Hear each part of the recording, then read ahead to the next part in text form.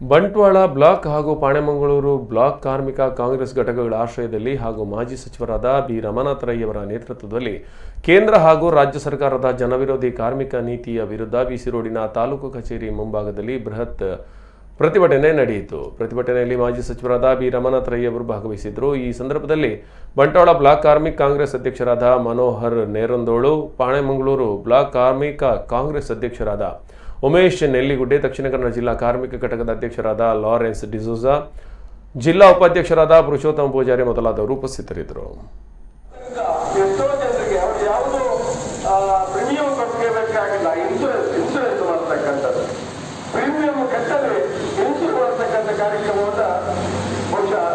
ಕಾರ್ಮಿಕ ಇಲಾಖೆ ಈ ದೇಶದಲ್ಲಿ ಮಾಡಿದೆ ಅಂತ ಹೇಳಿದ್ರಲ್ಲ, ನಾನು ಈ ಸಂದರ್ಭದಲ್ಲಿ ಇಷ್ಟಪಡ್ತಾ ಇದ್ದೀನಿ.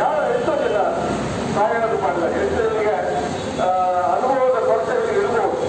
ಆದರೆ ಅದನ್ನು ಬರೆದಂಥವರಿಗೆ ಖಂಡಿತವಾಗಿ ಅನುಭವ ಇದ್ದು ಅದರ ಬಗ್ಗೆ ಗೊತ್ತಿದೆ ಅಂತ ನಾನು ಈ ಸಂದರ್ಭ ಹೇಳಲಿಕ್ಕೆ ನಾನು ಇಷ್ಟಪಡ್ತಾ ಇದ್ದೀನಿ. ಮತ್ತು ಉದ್ಯೋಗದ ಬಗ್ಗೆ ಎಲ್ಲರೂ ಹೇಳಿದ್ರು, ಉದ್ಯೋಗ ಕೊಡ್ತೇನೆ, 2,000 ಉದ್ಯೋಗ ಕೊಡ್ತೀನಿ ಅಂತ 2 ಕೋಟಿ ಪಕ್ಷದ ನೋಡಿ.